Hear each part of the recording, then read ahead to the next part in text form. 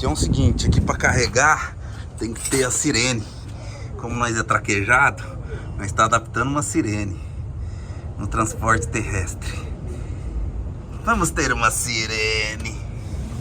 Não adianta, não tem o que fazer. Chofer moral, adaptando uma sirene. Agora temos que pegar a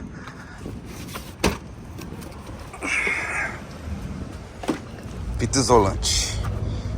Estamos fazendo uma sirene, chofer, para fazer um novo carregamento no Nordeste brasileiro. Cadê assim? Aqui. Tudo certo por aqui, nada mudou. Deixa eu só ligar ali para vocês verem que deu certo, rapaz. Que eu posso ser um eletricista. Olha lá.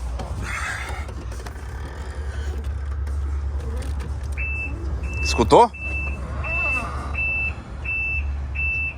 Sou o Joe. Aí, ó. Sou o Joe, rapaz. Boca de fogo. Vamos lá, acabar as adaptações.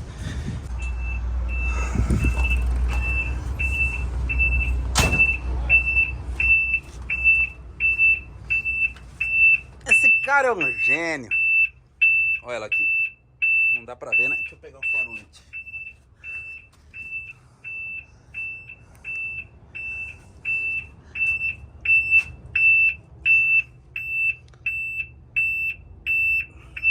Nossa, como é ardido.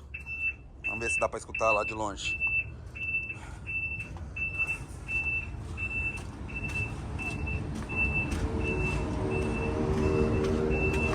Ó.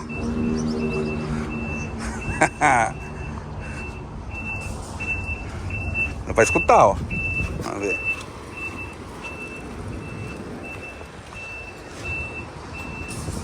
Só falta eles mandar eu colocar na carreta agora.